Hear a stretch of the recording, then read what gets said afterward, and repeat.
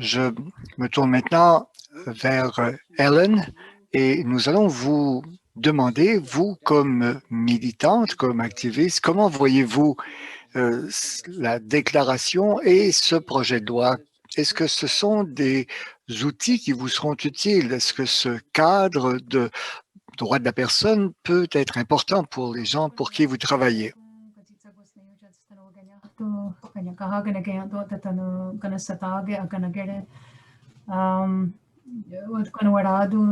Mary nohoto sa taranaes ki so isera tano nyawa Mark tano guego tas kungarawi.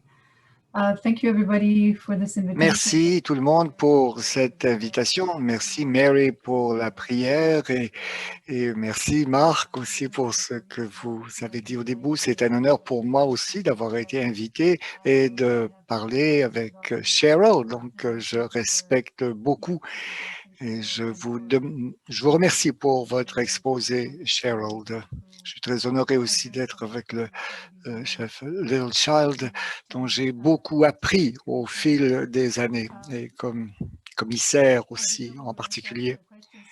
Je ne savais pas que nous allions commencer par une question. J'avais prévu vous dire quelques mots. Je dois dire que, bon, tout autochtone a fait l'expérience de la discrimination systémique, du racisme.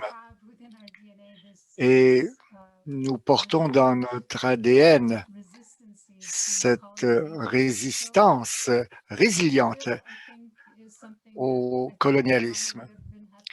Et je pense que ce projet de loi est quelque chose qui aurait rendu heureux nos prédécesseurs. Alors, des choses que nous demandions et qui ont été bafouées donc, par le Royaume-Uni, le Canada. Et donc, nous parlons ici d'êtres humains, nous parlons de notre héritage, nous parlons de droits qui nous ont été donnés bien avant que les Européens mettent le pied sur ce très beau continent. C'est très difficile pour les Autochtones d'avancer parce que chaque fois qu'il y a des élections, ils disent qu'ils vont décider comment interpréter les lois qui doivent s'appliquer aux peuples autochtones, qu'ils vont de manière unilatérale. Ils vont décider qui est autochtone et qui ne l'est pas. Ils vont décider à notre place ce que nous devrions faire de nos vies.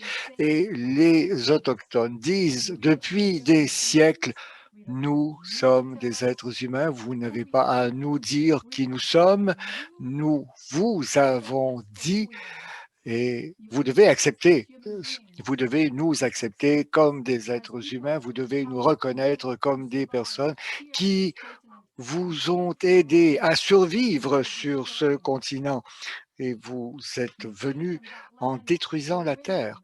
Vous êtes venus d'un pays où les femmes n'étaient pas respectées.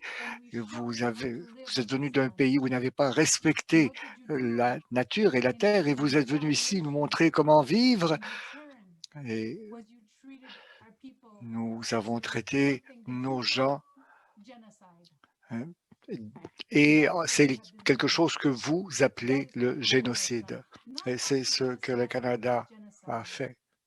Donc, je ne parle pas de génocide culturel, je parle de génocide. Vous avez essayé de nous éliminer et quand vous n'avez pas réussi à nous éliminer, vous avez décidé de créer des lois qui nous écraseraient. Alors, enfin, nous avons ici une loi que nous pouvons utiliser pour que finalement, vous montriez, comme descendants de ceux qui sont venus ici, un minimum de gratitude aux personnes qui vous ont aidé à survivre et pour un peu de respect pour ces gens dont vous avez volé les terres et dont vous continuez de voler les terres. Alors, ce que nous avons ici aujourd'hui, c'est une législation qui enfin dit que vous nous reconnaissez, que vous nous voyez. Nous sommes ici. Nous n'allons nulle part, nous n'allons nulle part ailleurs, nous restons ici, nous sommes ici pour y rester. Et nous allons continuer de rejeter votre interprétation et votre vision, votre conception de ce que devraient être nos droits. Nous allons vous demander de mettre en place quelque chose qui va nous permettre de retrouver notre place dans ce pays parce que à ce moment-ci, il n'y a aucun honneur. La loi des langues autochtones, eh bien, c'est le Conseil du Trésor qui continue de nous mettre le pied sur la tête. Nous avons perdu donc des tas de personnes qui parlaient nous. Alors, encore cette semaine, nous avons perdu quelqu'un qui parlait notre langue dans notre communauté et avec eux disparaît la cosmologie qui explique comment nous nous comprenons, nous, comme personnes. Le gouvernement a échoué avec la loi sur les langues autochtones parce que ça revient toujours à une question d'argent. Combien cela va-t-il coûter? Non, c'est quelque chose qui ne coûte rien. Ce que cela demande, c'est un changement de mentalité. C'est quelque chose qui va apporter la paix que nous aussi nous recherchons depuis si longtemps. Comme personne Haudenosaunee, je puis vous dire que nous continuons de lutter contre le système des conseils de bande imposé par le système colonial. Et alors que le gouvernement dit ces personnes ne peuvent pas s'entendre, nous allons continuer de prendre leurs terres et nous négocierons plus tard. Et nous dirons plus tard combien nous vous paierons pour vos terres. Écoutez, nous sommes des femmes et c'est notre loi, la loi autochtone. Et le temps est venu que le Canada commence à respecter les êtres humains selon nos lois. Ce que nous demandons que le gouvernement respecte les lois autochtones. Comme femme qui a été en première ligne pendant 3 décennies, qui continue d'être critiquée et d'être calomniée simplement parce que j'essaie de faire ce qu'ont fait nos ancêtres, c'est-à-dire de protéger notre terre contre les abus de votre pouvoir. Vous êtes très loin de décoloniser le Canada encore. Je refuse de dire que je vais parler, moi, de racisme pour qualifier ce que vous faites. Nous avons finalement une loi fédérale dont je pense que finalement, comme Cheryl l'a dit, c'est un processus sur 3 ans, mais en fait, de toute façon, tout sera mieux que cette loi raciste qu'est la loi des Indiens. Alors, est-ce que nous voulons continuer à perpétuer cette loi des Indiens qui dit que les femmes autochtones n'ont aucune voix? Bon, il a fallu que nous nous levions en grand nombre pour dire non, moi et ma famille, nous avons des droits. Les femmes de la nation Haudenosaunee, nous avons décidé de protéger nos terres comme les femmes dans l'Ouest l'ont fait pour protéger leurs terres des pipelines. Donc, on dit nous avons 6 ans pour changer les choses et les leaders Hopi, donc il y a très longtemps, et on s'est moqué de lui parce que ce n'était qu'un autochtone, bon, comme si nous ne connaissions rien, comme si nous étions des Indiens paresseux et ivres qui, qui adorent les arbres. Non, nous aimons la terre, nous sommes des gens de ce pays. L'ADN que nous portons vient de ce pays, de la terre ici, des plantes. C'est ce que nous sommes, nous, comme autochtones. Il n'y a pas de loi qui puisse changer ça. Ce que nous voulons que vous fassiez comme citoyens de votre pays, c'est de restaurer l'honneur, de dire que oui, nous respectons les Autochtones comme des êtres humains. C'est ce dont nous parlons. Celles d'entre vous qui suivent les informations auront entendu parler de Joyce Echaquan, qui est morte dans un hôpital. Elle n'avait pas à mourir. C'est une mort inutile. Et sa nation a publié les principes de Joyce et le premier ministre du Québec a dit qu'il n'y a pas de racisme systémique au Québec. Voilà. Donc, on n'aura pas à appliquer le principe de Joyce. Non, c'est toujours la même chose. Est-ce que vous voyez en nous des êtres humains? Si vous ne voyez pas en nous des êtres humains, il y a quelque chose de profondément mauvais chez vous, quelque chose qui ne va vraiment pas. Nous parlons d'une loi, d'une législation qui peut améliorer la situation des peuples autochtones et la condition de l'environnement. Nous parlons de droits territoriaux, nous parlons de droits spirituels, nous parlons de colonisation et de décolonisation. Et nous ne pouvons pas le faire simplement parce que les églises ou les ONG nous appuient. Non, vous devez demander des comptes aux politiciens parce que nous ont traités comme quelque chose de jetable. Je suis fatigué qu'on me traite comme quelque chose de jetable. Il est temps qu'on commence à nous traiter comme des êtres humains et non pas simplement d'être immolés aux industries. Hein. Voilà. Donc que nous voulons faire les choses qui sont justes. Cela ne coûte rien. Et c'est quelque chose qui devrait être évident pour tout le monde. Tout le monde devrait comprendre cela, qu'une déclaration où les États, où les peuples autochtones ont travaillé depuis 20 ans, qui est maintenant un document de consensus qui a été passé par les Nations unies. Alors, donc, c'est un document de valeur. Alors, Justin Trudeau n'a tenu aucune des promesses qu'il a faites avant de venir au pouvoir. Donc, c'est ce qui fait peur.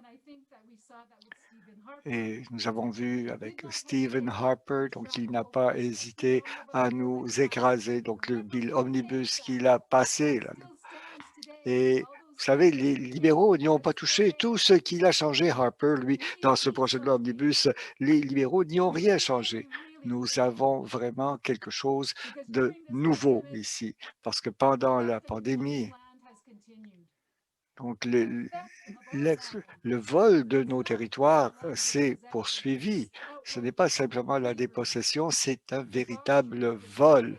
C'est une débauche qui nous traite comme si nous étions jetables. Nous ne sommes pas jetables. Nous n'acceptons pas votre interprétation de ce que nous sommes. Nous ne pouvons plus le tolérer. Et si vous n'appuyez pas cette législation, alors il y a quelque chose de profondément vicié dans ce pays. Et nous allons continuer donc de voir, comme nous le faisons depuis des siècles, de l'extérieur, de voir ce qui se passe. Nous sommes là comme des spectateurs dans notre pays. La déclaration de l'ONU n'est pas parfaite. Ce projet de loi n'est pas non plus une législation parfaite, mais cela peut nous aider. Nous pouvons l'améliorer si elle sert à changer les esprits et les cœurs des gens que nous avons élus, si cela peut changer les esprits et les cœurs des personnes qui enseignent à nos jeunes dans les établissements postsecondaires. Alors, c'est la déclaration des Nations unies, c'est la déclaration de l'ONU. Ça n'est pas quelque chose qui fait quoi que ce soit. Comme a dit Cheryl, ça ne crée aucun nouveau droit. Ce sont des droits. Et nous n'avons pas besoin de la permission du Canada pour que ces droits aient une valeur. Mais et le Canada a eu pour attitude de ne choisir que les droits qui faisaient leur affaire, comme les Européens l'ont fait quand ils sont descendus de leur vaisseau en 1492. Nous avons besoin de votre aide, nous avons besoin de proposer quelque chose parce que vraiment, nous n'avançons pas actuellement. Nous n'allons nulle part. Nous ne sommes pas en train d'améliorer notre situation. Nous avons besoin d'avoir quelque chose qui soit mieux que la loi des Indiens, bien sûr. Nous avons besoin que nos enfants puissent avoir accès à leur territoire, qu'ils puissent utiliser leur langue, leurs droits culturels, au lieu de devoir constamment négocier quelque chose qui serait une reconnaissance des droits, qui est simplement une autre façon de présenter le colonialisme. Ce que fait le Canada avec le ministre Miller, le ministre Bennett, ça ne vaut rien, ça ne vaut strictement rien parce qu'au bout du compte, vous ne nous reconnaissez pas comme des êtres humains, vous ne voyez en nous que le genre de profit économique que vous pouvez tirer de nous et nous en avons assez. Et je pense que tous les Autochtones et toutes les personnes qui ont un peu d'humanité devraient aussi être exaspérées, en avoir assez. Qu'est-ce que vous pouvez faire? Bon, c'est pas toujours à nous de vous dire ce que vous devriez faire. Écoutez, vous avez créé donc un forum où nous pouvons échanger, mais ça ne doit pas être la fin. Je commence à vieillir. Je ne suis pas certain de devenir plus sage, mais je puis vous dire que je vais certainement continuer à faire ce type de travail. Et je sais que parfois j'y vais avec trop de force peut-être, mais essayez de vous mettre dans ma peau et vous allez comprendre un peu ce que je veux dire. Mettez-vous dans ma peau pour une journée seulement et vous allez comprendre. Il s'agit de relations, il s'agit de pouvoir dire notre histoire, de revendiquer ce que nous sommes comme êtres humains. Et vous ne pouvez pas nous reconnaître comme êtres humains. Vous ne reconnaissez même pas donc ce qui serait des droits, mais pas le droit de nous autodéterminer. Et nous sommes dans une situation de grand désarroi. Et la génération qui vient, la génération des jeunes qui sont plus ouverts, bien, eux vont pouvoir prendre leur place. Et ils vont renverser cette vieille mentalité. Comme femmes, nous devons nous tenir les unes les autres en solidarité comme femmes Haudenosaunee. Nous devons être respectés et quand nous parlons de corriger la situation, quand nous parlons de droits territoriaux, les femmes doivent être là. Pas une femme dans une salle de 50 hommes, mais les femmes doivent être là. Les femmes doivent être présentes et se faire entendre. Et ce système de conseil de bande et cette hiérarchie que vous appréciez, ça ne fonctionne pas pour nous. Ça n'a jamais fonctionné pour nous. C'est simplement les ministères des Affaires indiennes qui jouent avec ça. Et comme autochtones, nous sommes toujours soumis à la loi des Indiens, comprenez-le bien. Hein? Nous ne sommes pas. Donc, alors, on parle donc du statut des Indiens. N'oubliez pas, nous sommes toujours soumis à cela. Alors, il y a beaucoup de changements qui doivent se faire et vous avez beaucoup de travail à faire pour que nous puissions corriger cette situation. Je veux vous remercier, ma bonne amie Jennifer Preston, qui m'ont beaucoup appris sur le système des Nations unies et sur les lois et la politique. Là, j'ai peut-être parlé un peu trop longtemps, mais je suis quand même reconnaissante pour ce type de solidarité et d'alliance dans ma vie. Parce que vous savez, en première ligne, parfois, on est un peu seul. Alors, merci de m'avoir écouté comme vous l'avez fait.